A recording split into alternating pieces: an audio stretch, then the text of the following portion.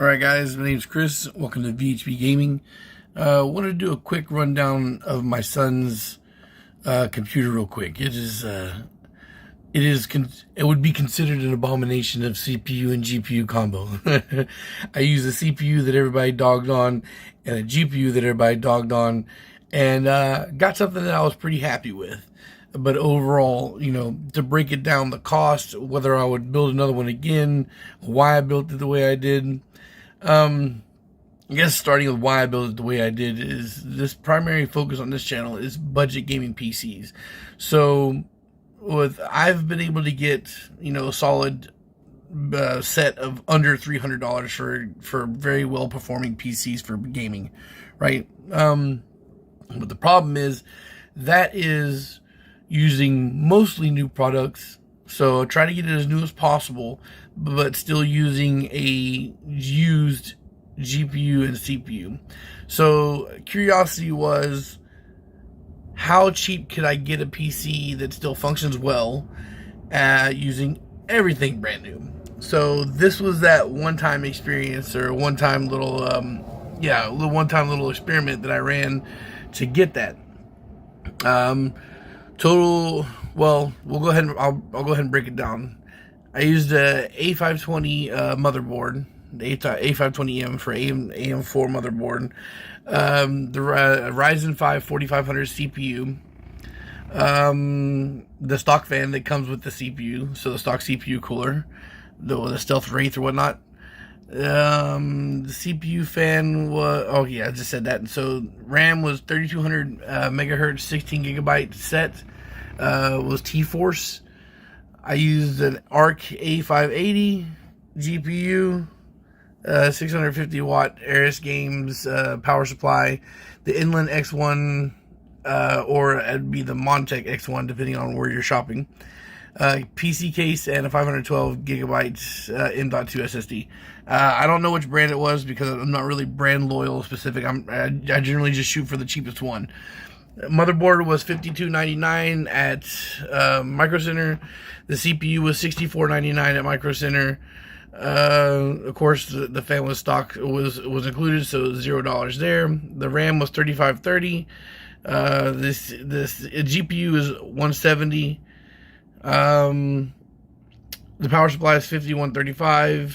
The case was $5349. And SSD $3209. Now, all of those prices except for the GPU, CPU, and motherboard are tax included.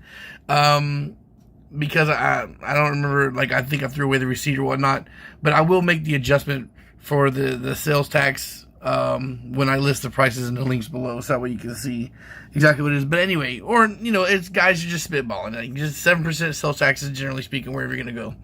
But I did make the adjustments for the sales tax when I made the calculation for the total cost of the PC build, so that way at least I'll be able to have that number for you. So with everything totaled up, it's $490.28. So essentially, it's a $500 computer. Now, overall, I'm happy with it. My son's been using it as his rig for the longest time now, or I think not really the longest time, about 4 months. We've been using this rig. No issues or anything like that. So I guess the pros being all the parts are brand new, right? And it doesn't have any issues playing any games we wanted to. The cons being is the ARC A580 GPU does lag behind in a couple of games, or at least some of the games we've tested, like Hogwarts Legacy, for example. Runs less frames than a 2060 that I've been using to play. On ultra settings on a 2060, I get around anywhere from 40 to 60 FPS on average, holding usually in the 50 FPS range. On the ARC A580, the frames drop pretty low, dipping as low into the 20s and 30s. Still playable, but disappointing. Of course, you can get more frames out of it by dropping settings, but as the only games I like the lower settings on to play to get more FPS is FPS games. if I'm playing like a single player just game, I want to be able to maximize the settings to be able to get the most out of the GPU as possible, or get the most out of the the setup as possible. So it is a little disappointing, but and then of course the other issue is Fortnite, which I've talked about on the channel already. Because of the fact that you have to use a minimum of DirectX 11 to play Fortnite on, you can't really go into performance mode.